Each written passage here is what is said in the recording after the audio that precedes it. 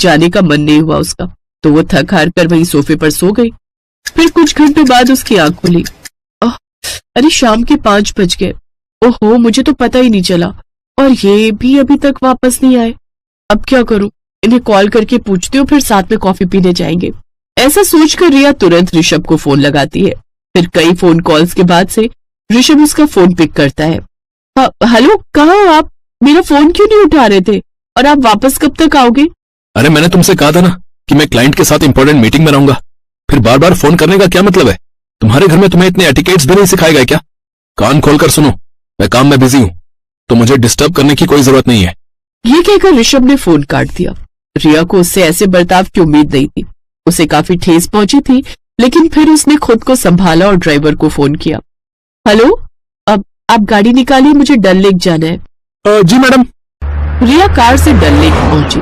वहां के खूबसूरत नजारे देखकर उसका मन अब शांत होने लगा, लेकिन तभी उसकी नजर डल लेक में मौजूद एक शिकारे पर पड़ी, जिसमें ऋषभ एक कश्मीरी लड़की के साथ बिल्कुल चिपक कर बैठा हुआ था।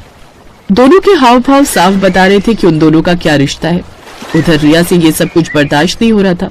उसने तुरंत ऋषभ को कॉल किया, लेकिन ऋषभ लगातार फोन काटता रहा।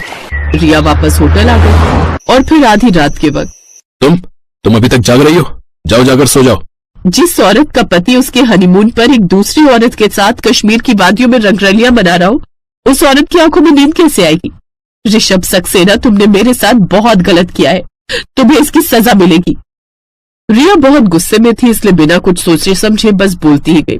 दूसरी तरफ रिया के मुंह से ये सब सुनकर ऋषभ की आंखें भी गुस्से से लाल हो गई। Shut up! मुझसे इस तरह बात करने की तुम्हारी हिम्मत कैसे हुई? इतना ऐशो आराम दिया, हर चीज की आजादी दी, लेकिन नहीं, तुम्हें तो पति की जासूसी करनी है। बस इसीलिए मैं तुम जैसी बहनजी टाइप लड़की से शादी नहीं करना चाहता था। तो फिर क्यों की मुझसे शादी? क्योंकि तुम्हारे बाप को तुम्हारी जिम्मेदारी से छुटकारा चाहिए था, और मेरे मॉम डैड को एक सीधी सादी बहू चाहिए थी। बस उन्हीं के प्रेशर में इतनी बड़ी गलती हो गई मुझसे। और वो लड़की, वो कोई गलती नहीं है। कौन? वो शिकारे वाली? मुझे तो उस लड़की का नाम भी नहीं मालूम। मेरे क्लाइंट के लिए मेरी तरफ से एक रात का गिफ्ट थी वो, बट थी बड़ी खूबसूरत, तो मैंने भी सोचा कि लगे हाथ। बस कीजिए, छी, काश ये सब मुझे पहले पता चल गया होता तो मैं कभी आपसे शादी नहीं करती। आप रहिए, आपको जैसे रहना है, पर मैं अब इस झूठे रिश्ते में और नहीं रह सकती। जो करना है करो, बट अभी मुझे सोने दो, बहुत थक गया हूं मैं।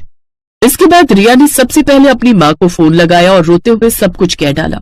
देख बेटा, तू पहली पत्नी नहीं है जिसे ये सब झेलना पड़ रहा है। ये मर्द ऐसे ही होते